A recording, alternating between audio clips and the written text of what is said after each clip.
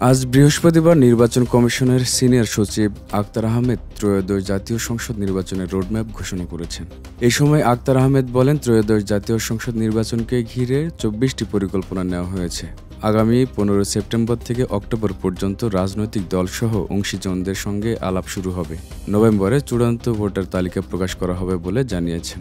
তিনি আরও বলেন, ঘোষিত রোডম্যাপ অনুযায়ী সংসদ নির্বাচন হবে ২০২৬ সালের ফেব্রুয়ারির প্রথমার্ধে এবং তফসিল ঘোষণা করা হবে চলতি বছরের ডিসেম্বরে। এর আগে প্রধান নির্বাচন কমিশনার এএমএম নাসির উদ্দিনের সভাপতিত্বে ৪ নির্বাচন কমিশনার ও ইসি সচিব এক বৈঠকে ত্রয়োদশ জাতীয় সংসদ নির্বাচনের রোডম্যাপ অনুমোদন করেন।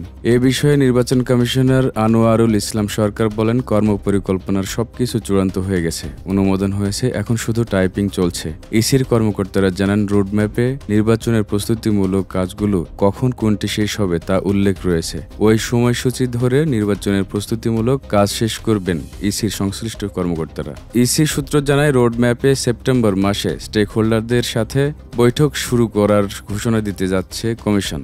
সংসদীয় আসনের সীমানা চূড়ান্তকরণ, নতুন রাজনৈতিক দল নিবন্ধন, পর্যবেক্ষক নিবন্ধন, ভোটার তালিকা হালনাগাদ, নির্বাচনের সামগ্রী ক্রয়, প্রবাসীদের ভোটাধিকার ও ভোটের ব্যালট ফর্ম সহ বিভিন্ন ধরনের খামমুদ্রণ, ভোট কেন্দ্র চূড়ান্ত করা, ভোট গ্রহণ কর্মকর্তা নিয়োগ এবং নির্বাচনী প্রশিক্ষণ কোন সময়ের মধ্যে শেষ করা হবে তা উল্লেখ থাকবে রোডম্যাপে। তবে রোডম্যাপে নির্বাচনের তফসিল ঘোষণা এবং ভোটের তারিখ উল্লেখ থাকবে না। ইসির কর্মকর্তারা আরও জানান, আগামী বছরের ফেব্রুয়ারি মাসের শুরুতে নির্বাচন অনুষ্ঠানের লক্ষ্যে চলতি বছরের ডিসেম্বরে তফসিল ঘোষণা করবে ইসি। ওই লক্ষ্য সামনে রেখে এই রোডম্যাপ ঘোষণা করতে যাচ্ছে কমিশন। তারা জানান, নির্বাচনের প্রস্তুতিমূলক কাজগুলো চলমান রয়েছে। রোডম্যাপে এসব কাজ কোন সময়ের মধ্যে শেষ করতে হবে সেই সময়সীমা বেঁধে দেওয়া হবে।